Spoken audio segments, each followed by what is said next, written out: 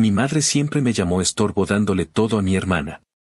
Incluso cuando yo empecé a ganar mi propio dinero, intentó sacármelo diciendo que una madre merece más que un hijo.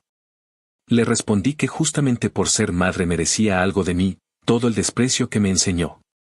Mi madre me escupió en la cara un domingo cualquiera y me dijo, con esa voz suya que siempre sonaba como un martillo golpeando contra el metal, que yo no valía ni un centavo al lado de mi hermana Emily. Que según ella era la única que le había dado orgullo. No hubo preámbulo, no hubo provocación, solo ese ataque directo que me atravesó como tantas veces antes, solo que esta vez me agarró de adulto, con 27 años. Un sueldo decente trabajando como asistente contable en una firma pequeña en Portland, con mis propios ahorros ya encaminados y un plan muy claro de salirme para siempre de su casa. Ella nunca cambió el libreto, yo siempre fui el estorbo, el error, el hijo que le quitaba aire, mientras que Emily fue la hija que siempre recibía todo. Desde que tengo memoria, la balanza estuvo torcida a favor de mi hermana, y lo peor es que en aquel entonces yo intentaba convencerme de que era normal, de que todas las familias eran así. Recuerdo que a los 15 años mi madre me pidió, con la frialdad de una casera y no de una madre, que le pagara renta por dormir en el sótano húmedo de la casa. Era $70 al mes, una cifra absurda para un adolescente que apenas ganaba propinas en un Subway de la esquina, mientras que Emily, con 18 años en ese entonces, tenía un cuarto arriba recién remodelado. Con un baño solo para ella, televisión de pantalla plana y muebles nuevos que mi madre le había comprado a crédito. Cuando protesté me lanzó esa mirada que aprendí a temer, las cejas arqueadas, los labios tensos como cuchillas, y me dijo, el que quiere quedarse en esta casa tiene que aportar. Si no, la puerta está abierta.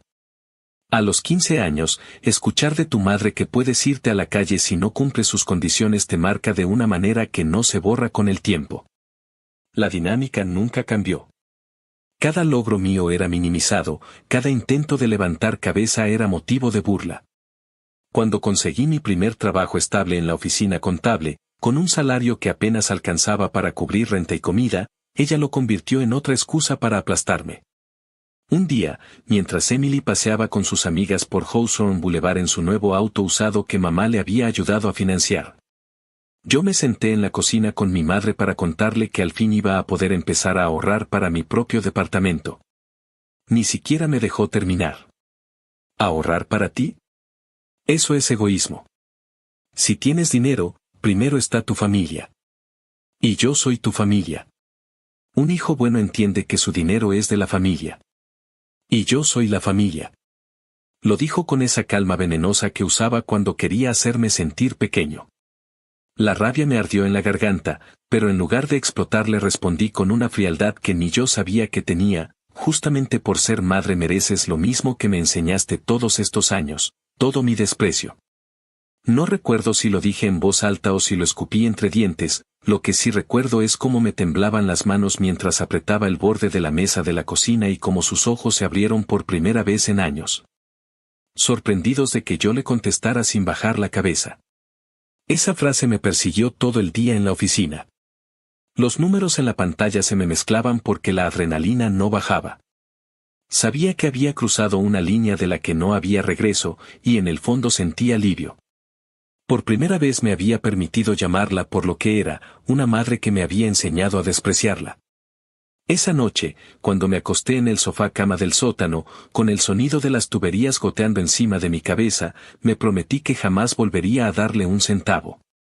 Más aún, me prometí que iba a devolverle todo lo que me hizo vivir, desprecio, abandono, soledad.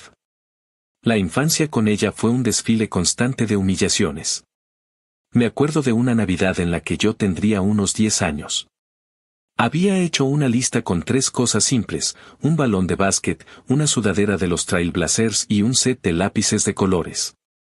Cuando llegó la mañana del 25, debajo del árbol había una montaña de regalos con el nombre de Emily y apenas uno con el mío, un par de calcetines genéricos en un paquete mal envuelto.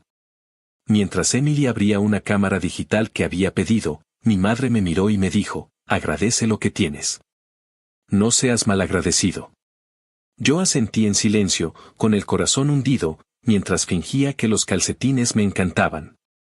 Aprendí a sonreír con la boca cerrada para que no se me escapara la rabia. Esa diferencia fue creciendo con los años. Emily siempre tuvo ropa nueva, viajes escolares pagados, cursos de verano en Seattle. Yo tenía que trabajar horas extras en gasolineras para comprarme mis propios jeans en Ross 3 for Less. Cuando llegaba con algo nuevo, mamá encontraba la manera de ensuciarlo. Una vez me dijo, seguro te gastaste todo tu dinero en esa chaqueta barata. Nunca aprenderás a ahorrar. Ironías de la vida, cuando yo empecé a ahorrar, quiso quedarse con mi dinero. Nunca olvidaré la vez que cumplí 21 años y quise celebrarlo en un bar con mis amigos de la oficina. Volví a casa un poco tarde, feliz, con un pastel medio derretido que me habían regalado. Ella me estaba esperando en la sala. No me felicitó, no me preguntó cómo había estado. Solo me espetó, a tu edad ya deberías estar casado y darle nietos a tu madre. En lugar de eso, sigues siendo un gasto. Yo me quedé parado, todavía con la caja del pastel en las manos, y sentí cómo se me helaba la sangre. No respondí. Subí al sótano y me encerré. Esa noche lloré de rabia. Esas escenas eran el pan de cada día. Yo crecí tragando desprecio y devolviendo silencio. Pero cuando empecé a ganar mi propio dinero, algo en mí cambió. Descubrí que no necesitaba seguir atado a su veneno. En Portland, con sus lluvias eternas y su cielo gris, encontré la calma suficiente para planear una salida. Caminaba por los barrios como Sedgewood o Alberta Street soñando con alquilar un pequeño estudio, aunque fuera caro. Cada vez que veía un letrero de For Rent pensaba, un día de estos, voy a estar ahí, lejos de ella. El punto de quiebre definitivo fue ese domingo en que me escupió y me llamó inútil frente a mi hermana. Emily se quedó callada, como siempre, como si no quisiera mancharse las manos. Ese fue el momento en que entendí que ya no podía seguir cargando con el papel de hijo obediente. Ese fue el instante en que decidí que la venganza era mi única salida. No se trataba de violencia ni de gritos, se trataba de darle lo mismo que ella me había dado durante años, nada. Dejarla sola con sus deudas, sus caprichos y su teatro. Hacer que probara su propio veneno hasta atragantarse. Ese mismo día empecé a guardar pruebas. Cada recibo de mis gastos, cada contrato, cada conversación por mensaje en la que intentaba manipularme para darle dinero. Guardaba todo en una carpeta en mi laptop, con el nombre simple de M. Sabía que tarde o temprano intentaría hundirme en sus deudas, y yo no iba a dejar que me arrastrara. Era como preparar el terreno de un juicio silencioso. Cada clic en guardar era un ladrillo más en el muro que estaba levantando entre ella y yo. Mientras tanto, ella seguía presumiendo a Emily como si fuera la princesa de la casa. Fotos en redes sociales, cenas familiares en restaurantes donde nunca me invitaban, elogios vacíos que repetía como si fueran mantras. Emily es tan buena hija. Emily siempre está ahí para mí. Yo veía desde la distancia, con una sonrisa amarga, sabiendo que todo ese castillo de favoritismo se estaba construyendo sobre arena. Tarde o temprano, las deudas la iban a alcanzar, y entonces no tendría ni a Emily ni a mí para rescatarla. Ese sería el momento perfecto para mi venganza, mirarla caer, exactamente como ella me hizo caer a mí tantas veces. Y lo mejor de todo era que ya no me dolía. Por primera vez en mi vida, la idea de verla sufrir no me hacía sentir culpa. Me hacía sentir justicia. Justicia por cada humillación, por cada cumpleaños olvidado, por cada regalo negado, por cada dólar arrancado de mis manos. Justicia por cada vez que me llamó carga, por cada vez que me dijo que la puerta estaba abierta para que me largara. Muy bien, pensé, algún día esa puerta se le va a cerrar a ella, y yo voy a estar del otro lado, mirando cómo se queda afuera, sola, sin nadie que la quiera salvar. Actualización 1. 2 semanas después de aquel domingo en que mi madre me escupió en la cara y me gritó que no valía nada, la tensión no se había disipado. Todo lo contrario, parecía que en cualquier momento iba a estallar algo más grande. Yo pasaba los días en la oficina sintiendo una mezcla de alivio y ansiedad. Alivio porque por fin había decidido romper con ella y dejar de entregarle mi vida, y ansiedad porque conocía lo suficiente a mi madre como para saber que no se quedaría quieta. Una persona que se alimenta del control no tolera perderlo de un día para otro. Y ella había perdido mucho más que mi dinero, había perdido la certeza de que siempre podía doblarme con una palabra. El golpe vino en forma de llamada telefónica. Era un miércoles por la tarde, el clima en Portland estaba tan gris como siempre y yo apenas había salido a comprarme un café barato en el Starbucks de la esquina. El celular vibró en mi bolsillo y vi el nombre de Emily en la pantalla. No me sorprendió, pero sí me puso en alerta. Emily no me llamaba seguido, y cuando lo hacía, era casi siempre para repetir mensajes de mamá o para intentar calmar alguna pelea. Contesté con un «¿qué pasó?», seco, más defensivo que curioso. La voz de mi hermana sonaba diferente. Tenía ese tono quebrado que pocas veces le había escuchado, un tono que me recordaba a cuando éramos niños y ella se metía en problemas en la escuela y corría a mí antes de contárselo a mamá. Me dijo que nuestra madre le había pedido algo que la tenía angustiada, quería que firmara como codeudora en un préstamo personal de $20,000. $20,000. No era una cifra pequeña. Emily, entre sollozos contenidos, me explicó que mamá lo había presentado como un dinero para remodelar la casa, cambiar el piso, arreglar la cocina y quizás hasta pintar la fachada. Yo cerré los ojos de pura rabia porque conocía demasiado bien la verdad. Ese dinero no iba a ningún piso ni a ninguna pintura. Ese dinero iba directo a tapar el hoyo de deudas de tarjetas de crédito que mi madre había acumulado con años de compras compulsivas y viajes que no podía pagar. La escuché hablar, repitiendo como un eco los argumentos que mamá le había metido en la cabeza: es por la familia, es solo un papel, yo me encargo de los pagos, tú ni siquiera vas a tener que preocuparte. Y ahí me di cuenta de algo brutal. Durante años creí que Emily era la favorita absoluta, la que recibía todo, la que nunca tenía que pelear. Pero en ese instante entendí que también era su víctima, solo de otra manera. Mamá la usaba como escaparate de perfección cuando le convenía y como salvavidas financiero cuando ya no podía con el agua al cuello. Yo no dudé ni un segundo. Le dije a Emily, con una voz tan firme que hasta yo me sorprendí: no firmes nada, Em. Nada. Déjala que se ahogue sola, es su turno. Se hizo un silencio largo al otro lado de la línea. Sentí su respiración entrecortada, escuché cómo tragaba saliva. Al fin respondió: pero, es nuestra mamá. Ese pero me perforó. Quise gritarle que una madre no chantajea, no humilla, no te pone a elegir entre tu dignidad y su aprobación. En cambio, bajé el tono y le dije: precisamente porque es nuestra madre debería saberlo mejor que nadie. Mira lo que me hizo a mí todos estos años. Ahora va a intentar lo mismo contigo, solo que con más ceros en el papel. No caigas. Hubo otra pausa, más larga, más pesada. Por un momento pensé que iba a colgarme o a insultarme. En lugar de eso, me dijo bajito: ok, no lo firmaré. No sonó convencida, sonó más bien derrotada. Y yo lo entendí. Emily había vivido bajo el hechizo de mi madre toda su vida, creyendo que ser la buena hija era su única forma de existir. Negarse a firmar era para ella como traicionar un rol aprendido desde niña. Pero lo hizo. Y eso fue suficiente. Cuando colgué, me quedé sentado en una banca afuera del café, viendo cómo la lluvia ligera empañaba los vidrios de los autos estacionados. Saqué un cigarrillo, uno de esos vicios que solo me permitía en momentos de tensión, y lo encendí. Cada bocanada sabía a victoria, aunque también a miedo. Victoria porque había logrado, por primera vez, interrumpir el ciclo de manipulación. Miedo porque sabía que mamá iba a estallar en cuanto supiera que Emily no le firmaría nada. Era cuestión de tiempo para que viniera por mí con más furia. Esa noche llegué al sótano y me encontré con la casa en silencio. Subí las escaleras con cuidado, escuchando, pero no había señales de mi madre. En su lugar, encontré una nota en la mesa de la cocina. Era una lista de compras: leche, huevos, pan, detergente. Y al final, en letras apretadas, un no olvides darme tu parte mañana. Mi parte. Como si la vida entera fuera una deuda conmigo mismo.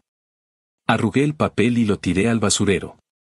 Esa pequeña acción me llenó de una satisfacción irracional, como si hubiera quemado un contrato invisible que me ataba a ella. Los días siguientes fueron tensos. Emily evitaba la casa y me mandaba mensajes cortos, casi siempre neutrales. ¿Estás bien? ¿La viste hoy? Yo sabía que detrás de esas palabras había miedo. Mamá, en cambio, se volvió aún más hostil conmigo. Cada vez que nos cruzábamos en la cocina me lanzaba frases envenenadas: un hijo ingrato siempre paga su karma, me arrepiento de no haberte dejado en un orfanato. Yo no respondía. No porque me doliera, sino porque sabía que eso la mataba más que cualquier insulto, mi silencio. Un viernes por la tarde, al volver de la oficina, la encontré sentada en el sillón con una copa de vino barato en la mano y la televisión encendida sin volumen. Me miró de reojo y dijo: Emily me decepcionó. Pensé que era distinta a ti, pero al final son la misma mierda. Sus palabras fueron un puñal, pero no hacia mí, sino hacia ella misma. Por primera vez en mucho tiempo, vi a mi madre sola en su propio juego, sin un aliado. Me quedé mirándola un segundo, y antes de bajar al sótano, le respondí: al menos aprendimos de la mejor. No esperé su reacción. Cerré la puerta detrás de mí y sonreí en la oscuridad. La semana siguiente confirmé lo que ya sospechaba. Mamá había ido al banco sola y su solicitud había sido rechazada. No tenía historial limpio ni garantías. Lo supe porque encontré en la mesa de la cocina una carta oficial con su nombre en letras grandes y el sello rojo de denegado. No la había escondido, quizás porque quería que alguien la viera, quizás porque ya ni tenía fuerzas para disimular. Guardé ese papel también en la carpeta de mi laptop. Una prueba más. Una pieza más de su caída. Esa primera victoria no fue ruidosa. Nadie me aplaudió, nadie me felicitó. Pero yo lo sentí como si hubiera ganado una batalla invisible. Por primera vez, mi madre probó lo que era que le dijeran no. Por primera vez, el control absoluto que siempre había tenido sobre sus hijos se resquebrajaba. Y yo, sentado en el sótano con mi laptop abierta y la carpeta M cada vez más llena, entendí que la venganza no iba a llegar de un solo golpe. Iba a llegar poco a poco, en pequeñas grietas que se harían abismos. Y la primera grieta ya estaba abierta. Actualización 2. Un mes después de que convencí a Emily de no firmar aquel préstamo, la tensión en la casa ya se podía cortar con un cuchillo. Mamá había pasado días enteros haciendo comentarios pasivo-agresivos, lanzándome frases como balas cada vez que coincidíamos en la cocina o en la sala. Eres un fracasado disfrazado de adulto, no me sorprende que nadie te quiera, ni siquiera un perro soportaría vivir contigo. Yo me había acostumbrado a escuchar esas palabras como quien escucha ruido de tráfico en la calle, estaban ahí, pero ya no tenían el poder de atravesarme. Lo que no me esperaba era que su rabia pasara de las paredes de nuestra casa al mundo exterior, directo a donde más me dolía, mi trabajo. Era un martes por la mañana. Había llegado temprano a la oficina, con mi café y mis papeles bajo el brazo, listo para enfrentar una jornada tediosa de números y balances. Llevaba apenas 10 minutos acomodándome frente a mi escritorio cuando escuché un murmullo en la recepción. Primero lo ignoré, pensando que era otra de esas discusiones entre clientes nerviosos y la recepcionista. Pero los murmullos se convirtieron en voces claras y una de ellas me heló la sangre: era mi madre. Su tono no era bajo ni reservado. Estaba gritando. Me levanté de golpe y crucé el pasillo. Cuando llegué a la recepción, ahí estaba ella, de pie frente al mostrador, con el abrigo desabrochado y el cabello revuelto, gritando que yo era un mal hijo, que la había dejado en la calle y que estaba rodeada de traidores. La recepcionista, una chica que apenas llevaba 3 semanas en el puesto, me miraba con los ojos como platos, sin saber qué hacer. Mis compañeros empezaban a asomar la cabeza por las puertas de sus oficinas, curiosos, divertidos, sorprendidos. Era un espectáculo grotesco, y yo era el protagonista forzado. Me acerqué, tratando de mantener la calma, aunque sentía como las mejillas me ardían de vergüenza. Le tomé el brazo y le dije entre dientes: mamá, no puedes hacer esto aquí. Ella giró hacia mí con los ojos inyectados de furia y me escupió en la cara las palabras que todavía resuenan en mi cabeza: eres una basura, nunca te quise, pero me debes respeto. Aunque no valgas nada, eres mi hijo y eso significa que nunca vas a poder desentenderte de mí. Los murmullos se convirtieron en silencio. Yo sabía que todos estaban escuchando. Mi jefe asomó desde su oficina con una ceja levantada, y pude ver cómo algunos compañeros contenían sonrisas nerviosas. Sentí un nudo en la garganta, una mezcla de rabia y vergüenza, pero no le iba a dar el gusto de verme quebrado. Me incliné hacia ella y le dije, con voz baja y firme, solo para que ella lo escuchara: tú me enseñaste a no deberte nada. Ahora aprende a vivir con eso. La arrastré suavemente hacia afuera, ignorando sus protestas. Cuando por fin estuvimos en la calle, bajo la llovizna de Portland, la solté. Ella me miró con un odio frío, sin decir nada. Dio media vuelta y se marchó, dejando tras de sí una estela de humo imaginario, como si fuera un incendio en retirada. Yo me quedé ahí, temblando de pies a cabeza, no por el frío, sino por la descarga de adrenalina. Sentí que había corrido una maratón en cuestión de minutos. Regresé a la oficina con la respiración agitada. Todos me miraban, algunos con lástima, otros con una curiosidad morbosa que me revolvía el estómago. La recepcionista me entregó un pañuelo de papel sin decir nada. Mi jefe, un hombre serio que nunca se metía en nada personal, me hizo un gesto con la mano para que entrara a su oficina. Cerró la puerta detrás de mí y, con voz seca pero no cruel, me dijo: no quiero saber detalles, pero esto no puede volver a pasar. Aquí somos profesionales. Arregla lo que tengas que arreglar en tu vida privada, pero no traigas esto al trabajo. Asentí en silencio, tragándome las ganas de explicarle que no había nada que yo pudiera arreglar porque la raíz del problema era una mujer que llevaba toda mi vida destrozándome desde dentro. Salí de la oficina con el peso de la humillación sobre los hombros. El resto del día trabajé como un robot, apenas escuchando a mis compañeros, sintiendo que cada mirada estaba llena de juicio.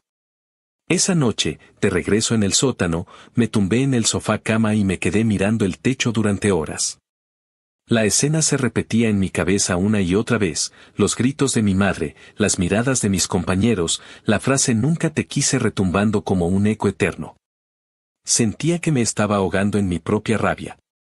Pero debajo de todo eso, había otra cosa, una claridad helada. Había quedado expuesta. Por primera vez no solo yo sabía quién era realmente.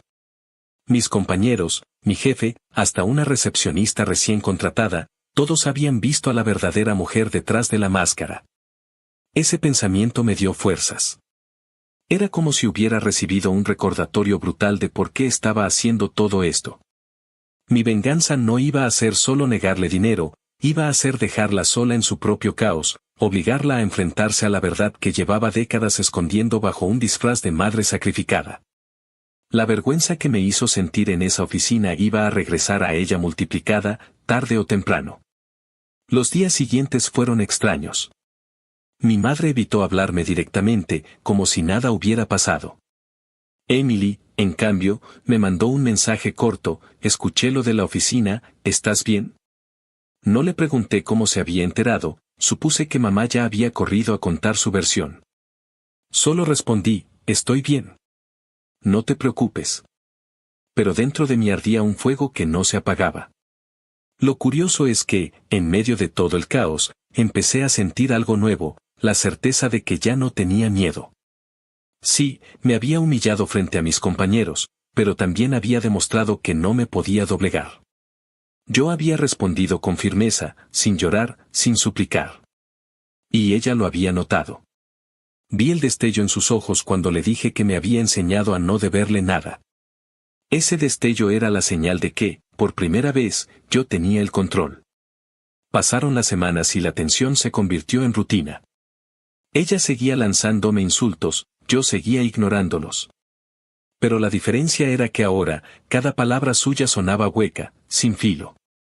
Como si estuviera disparando balas de salva. Yo sabía que la verdadera guerra apenas empezaba, pero también sabía que, poco a poco, estaba ganando terreno. Cada noche, al abrir mi laptop y revisar la carpeta M con todas las pruebas que guardaba, sentía una especie de calma oscura. Ahí estaba todo: la carta de denegación del préstamo, capturas de pantalla de mensajes, notas con fechas y frases exactas que había dicho. Era como armar un expediente invisible. Y cada vez que lo miraba, me repetía lo mismo: ella me hizo pasar vergüenza frente al mundo, pero el mundo también la verá caer. Ese pensamiento me arrullaba más que cualquier canción de cuna. Porque al final, esa primera humillación pública fue también el inicio de mi victoria. Y yo estaba dispuesto a esperar el tiempo que hiciera falta para ver cómo se derrumbaba todo lo que ella había construido a base de mentiras y favoritismos. Actualización 3. 3 meses después del escándalo en mi oficina, yo ya había aprendido a caminar con un nuevo tipo de calma. No era paz, porque vivir bajo el mismo techo que mi madre nunca iba a darme paz, pero sí una sensación de control que nunca antes había sentido. Ella todavía lanzaba frases envenenadas de vez en cuando, todavía me miraba con ese desprecio calculado, pero yo ya no reaccionaba como antes. Ahora, cada palabra suya era otra anotación en mi libreta mental, otra prueba más para el expediente invisible que iba construyendo en la carpeta M de mi laptop. El golpe siguiente llegó por correo. Una tarde cualquiera, encontré en la mesa de la cocina un sobre con el logo de un banco local. Tenía mi nombre impreso en la sección de contacto de emergencia. Lo abrí con desconfianza, y lo que vi me dejó temblando de rabia. Era un aviso de atraso en los pagos de un crédito personal a nombre de mi madre, pero en el que figuraba yo como persona asociada en caso de incumplimiento. Ni siquiera había firmado nada, ni una línea, y aún así me estaba arrastrando hacia sus deudas como si mi vida fuera un salvavidas al que podía aferrarse cuando quisiera. La confronté esa misma noche. Ella estaba en la sala, con la televisión encendida en un canal de concursos. Me paré frente a ella con el papel en la mano y le pregunté sin rodeos: ¿qué es esto? Ni se inmutó. Tomó un sorbo de vino y me contestó con una tranquilidad que me revolvió el estómago: eres mi hijo, claro que vas a responder. ¿Para qué crees que tienes trabajo? Un hijo que vale la pena se encarga de su madre. La rabia me hizo temblar. Apreté el papel hasta arrugarlo y le respondí: nunca firmé nada. Nunca acepté nada. No voy a pagar ni un centavo de tus deudas. Ella soltó una risa seca, casi un bufido, y dijo: crees que puedes escaparte, pero al final siempre serás mío. Esa frase me heló la sangre, pero también me encendió la mente. Era la confirmación de lo que ya sospechaba: no iba a parar hasta hundirme con ella. Al día siguiente fui directo al banco en mi hora de almuerzo.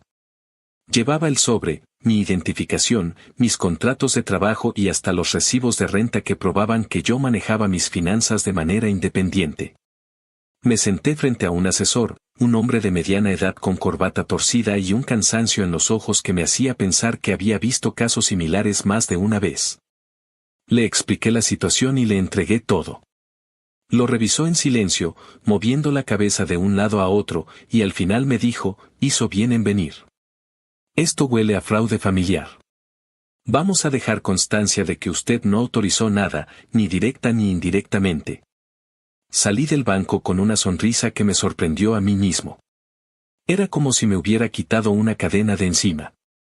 Por primera vez no solo me estaba defendiendo de mi madre en silencio, sino que estaba dejando una huella oficial de que no podía arrastrarme en su desastre.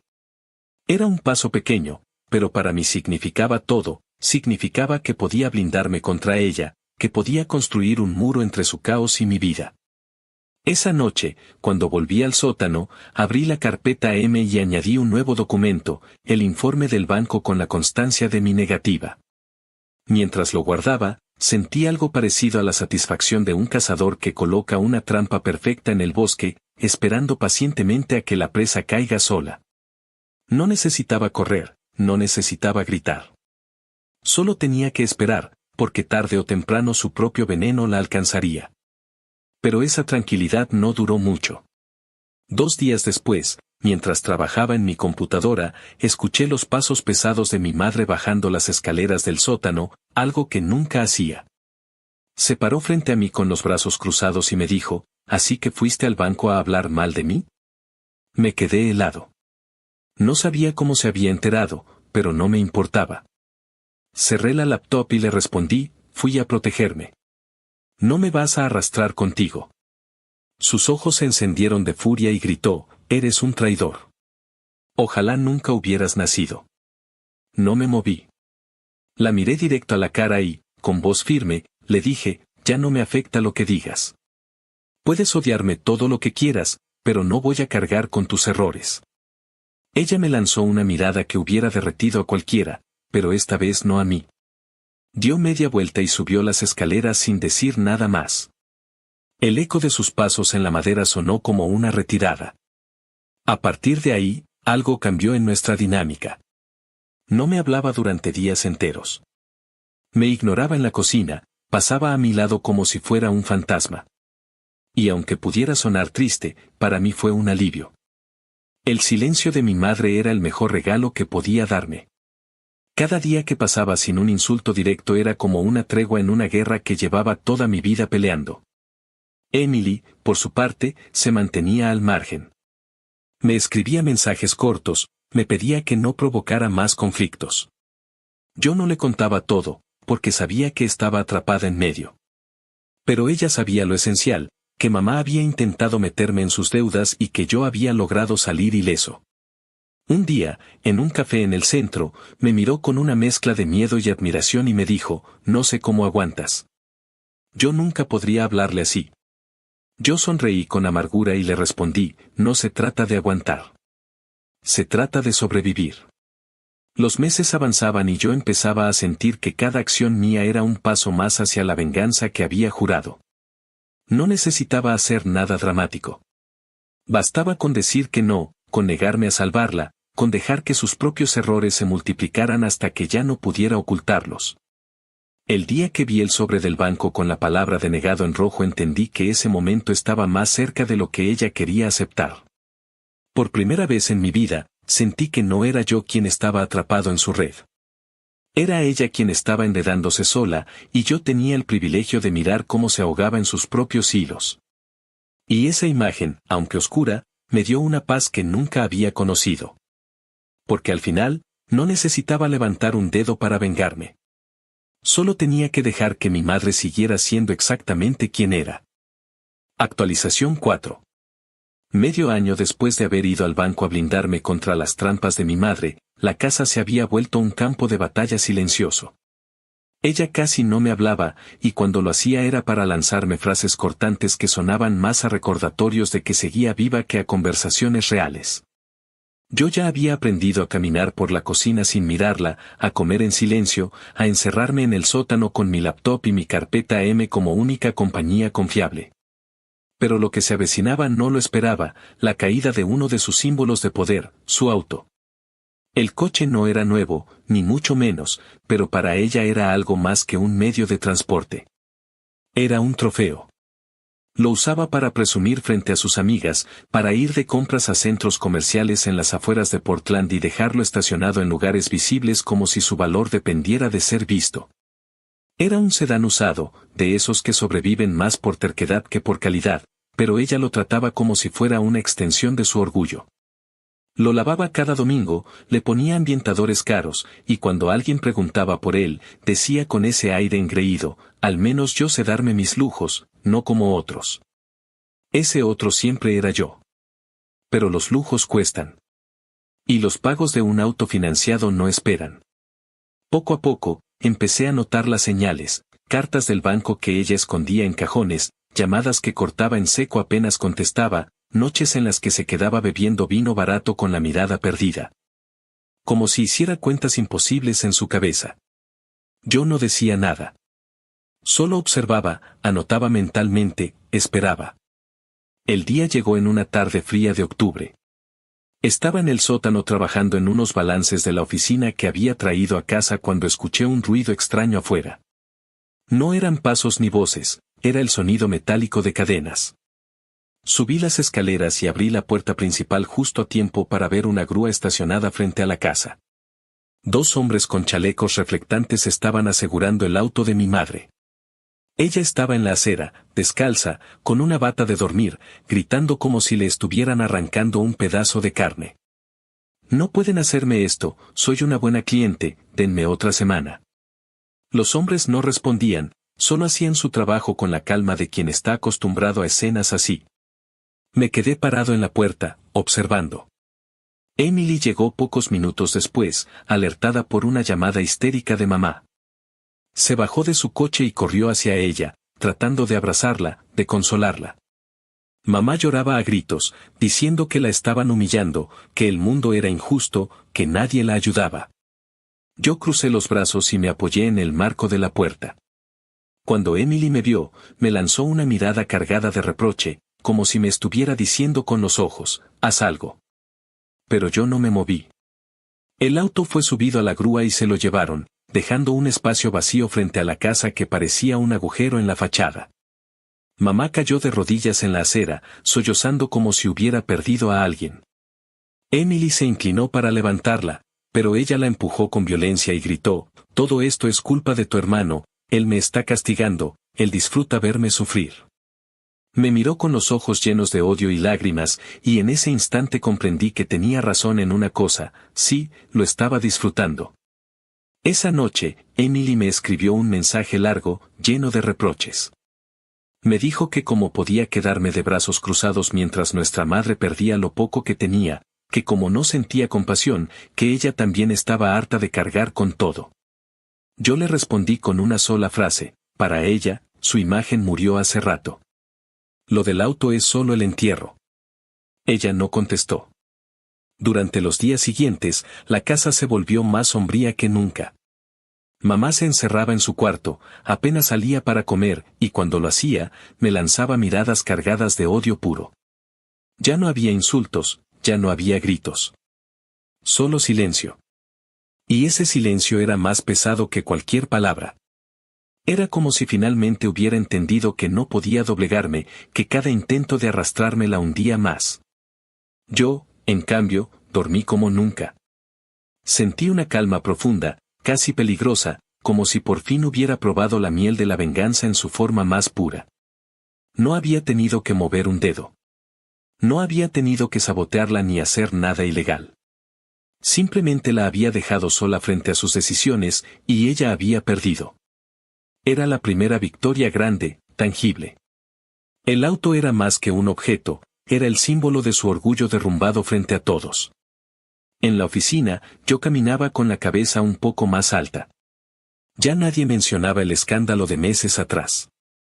Había vuelto a ser el tipo tranquilo que hacía bien su trabajo. Pero dentro de mí, llevaba una sonrisa secreta que nadie podía quitarme.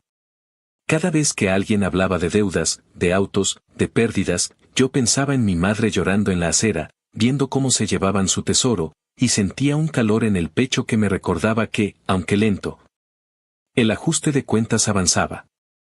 Emily se distanció por un tiempo. No me llamaba, no me escribía. Supongo que necesitaba digerir lo que había pasado, o tal vez me culpaba de haberla dejado sola con mamá en ese momento. No la juzgué. Sabía que en el fondo ella también estaba atrapada, solo que en una jaula distinta. La diferencia era que yo ya había encontrado la forma de romper los barrotes, y ella todavía no. Una noche, semanas después, escuché a mamá hablar sola en su cuarto. Su voz era un murmullo entrecortado, como si rezara o maldijera. Me acerqué a la puerta y alcancé a distinguir una frase que se me quedó grabada: todo esto me lo van a pagar. Me reí en silencio, porque en cierto modo ya lo estaba pagando, y yo ni siquiera había empezado a cobrarle todo lo que me debía. La carpeta M seguía creciendo. Guardé fotos del auto siendo remolcado, capturas de mensajes de Emily, incluso una nota manuscrita que mamá había dejado en la cocina donde decía: todo se derrumba porque mis hijos me odian. Esa nota me pareció la confesión más honesta que había escrito en su vida.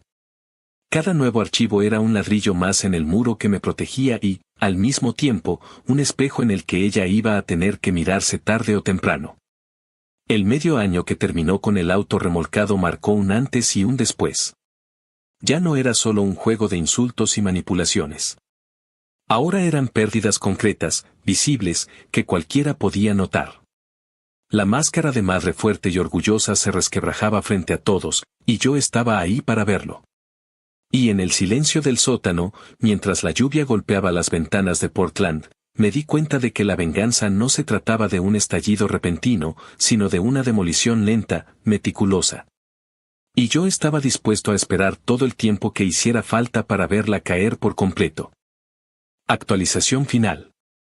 Un año después de aquella tarde en que vi cómo se llevaban el auto de mi madre, la casa se había convertido en un mausoleo.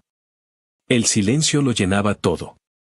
Ya casi no cruzábamos palabras, y cuando lo hacíamos eran frases cortas, secas, más cercanas a gruñidos que a conversaciones.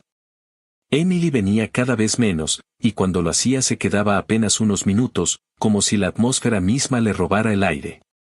Yo seguía en el sótano, cada vez más convencido de que ese lugar húmedo y oscuro era paradójicamente mi refugio, el único espacio donde podía ser yo sin sentir su mirada clavada en mi espalda. Pero la verdadera transformación no vino de ella ni de mí, sino de Emily. Mi hermana, la eterna favorita, la niña dorada que siempre recibió todo, empezó a mostrar grietas. Un día me llamó y me dijo que quería hablar conmigo, sin mamá cerca. Nos encontramos en un café en el centro de Portland, uno de esos lugares tranquilos en la esquina de una calle secundaria, donde nadie nos reconocería. Cuando llegó, noté que ya no era la misma. Tenía ojeras profundas, la espalda encorvada, y esa sonrisa automática que siempre usaba en casa estaba ausente. Se sentó frente a mí con las manos entrelazadas y me dijo algo que me dejó helado: creo que ahora entiendo lo que pasaste. No supe qué responder. La miré en silencio, esperando que continuara. Y continuó. Siempre pensé que mamá me quería más. Siempre creí que yo era la preferida, la que lo tenía fácil. Pero me doy cuenta de que nunca fui suficiente para ella. Sí, me dio cosas, me compró cosas, me mostraba al mundo como si fuera su trofeo. Pero nunca fue por mí. Era por ella. Yo solo era un espejo para que los demás la vieran como la madre perfecta. Y ahora que no puedo darle lo que quiere, ahora que no firmé ese préstamo, me mira con la misma rabia con la que siempre te miró a ti. Sentí un escalofrío recorrerme la espalda. Durante años había cargado con la idea de que Emily era la princesa y yo el paria, pero ahí estaba ella, confesando que también había sido usada, solo de otra manera. Me mordí el labio, intentando contener la mezcla de emociones, compasión, rabia, un poco de alivio. Al final, lo único que pude decir fue: entonces ya sabes lo que se siente. Emily bajó la mirada y asintió. Lo sé. Y también sé que no quiero seguir siendo parte de esto. No quiero seguir siendo su muleta. Estoy cansada. Esa confesión fue como una grieta que se abría en un muro que creí eterno. Por primera vez en la vida, mi hermana y yo estábamos del mismo lado. Ese mismo día hablamos durante horas. Ella me contó cosas que yo no sabía, como mamá le exigía que la visitara cada semana, como la llamaba a medianoche para pedirle dinero, como la manipulaba con frases como: si no me ayudas, vas a ser responsable de mi muerte. Me confesó que había empezado a ir a terapia en secreto, que necesitaba entender por qué siempre había sentido que vivía para complacer a alguien que nunca estaba satisfecha. Yo la escuché con una mezcla de dolor y orgullo. Dolor porque reconocía en sus palabras mis propias heridas. Orgullo porque, a diferencia de mí en su momento, Emily había tenido el valor de buscar ayuda profesional. Cuando volvimos a casa esa noche, no dijimos nada frente a mamá. Pero algo en nuestras miradas había cambiado. Ella lo notó. Lo vi en su reacción, empezó a tratarnos con una hostilidad distinta, más desconfiada, como si percibiera que su reinado estaba terminando. Ya no podía jugar con nosotros como piezas separadas, porque empezábamos a hablar entre nosotros, a unirnos en contra de su manipulación. Y eso la aterraba. Los meses siguientes fueron un proceso lento pero inevitable. Emily redujo sus visitas hasta casi desaparecer. Yo me preparaba para mudarme de una vez por todas. Había ahorrado lo suficiente para alquilar un pequeño estudio en un barrio modesto de Portland, nada lujoso, pero mío. Cada vez que veía el contrato en mi mochila, sentía un cosquilleo en el estómago. Estaba a punto de lograr lo que pensé imposible durante años: salir de esa casa y dejarla sola. El día que le conté a mamá que me mudaba, su reacción fue una mezcla de furia y desesperación. Primero gritó: me estás abandonando como a un perro. Luego lloró, diciendo que yo era cruel, que después de todo lo que había hecho por mí la estaba traicionando. Finalmente, cuando vio que nada me hacía retroceder, se quedó en silencio. Solo me lanzó una frase cargada de veneno: te vas a arrepentir. El mundo te va a escupir en la cara, igual que me lo hiciste a mí. No respondí. No necesitaba hacerlo. Tomé mis cosas y bajé al sótano una última vez. Recogí mis pocas pertenencias, mi laptop, y esa carpeta M que había sido mi amuleto de guerra. Miré por última vez el techo con las tuberías que goteaban, las paredes húmedas, el sofá cama donde había llorado tantas noches, y sentí una oleada de libertad. Ese sótano había sido mi prisión y mi refugio, y ahora lo dejaba atrás para siempre. La mudanza fue sencilla. Emily me ayudó, lo cual sorprendió a mamá. Entre las dos cajas y las bolsas de ropa, ella y yo compartimos sonrisas cómplices, conscientes de que estábamos cerrando un ciclo. Cuando cerré la puerta detrás de mí, escuché a mamá sollozar en la sala, pero no volví. No me detuve. No giré la cabeza. Hoy vivo en un pequeño estudio en un barrio tranquilo. Pago mi renta con mi propio dinero, cocino lo que quiero, decoro las paredes con fotos que yo elijo. Emily me visita de vez en cuando, y nuestras conversaciones son cada vez más sinceras. Nos reímos de cosas pequeñas, recordamos la infancia con dolor pero también con ironía, como si al hablar de ello pudiéramos quitarle poder. Mamá, por su parte, está sola. Sus llamadas se volvieron esporádicas y cada vez más desesperadas. Yo no respondo. Emily, cada vez menos. Y ahí está la verdadera venganza, no en gritos, no en escenas dramáticas, sino en el vacío. Ella pasó toda la vida enseñándome que no valía nada, que mi lugar era estar bajo su control, que mi dinero y mi tiempo eran suyos. Ahora lo que tiene de mí es exactamente lo que me enseñó a darle: nada. Ni tiempo, ni dinero, ni atención. Solo el desprecio silencioso que ella sembró en mí desde niño y que ahora florece como un árbol oscuro frente a su ventana. No sé cuánto tiempo más le queda ni me importa. Lo único que sé es que por primera vez en mi vida soy libre. Y cada día que me despierto sin escuchar su voz en mi oído, cada café que bebo en mi cocina sin sentir sus ojos vigilándome, cada vez que Emily y yo nos reímos juntos sin miedo, siento que la venganza ya está completa. Ella nos quiso dividir para siempre, y lo que consiguió fue quedarse sola. Esa es la justicia más grande que podía pedir.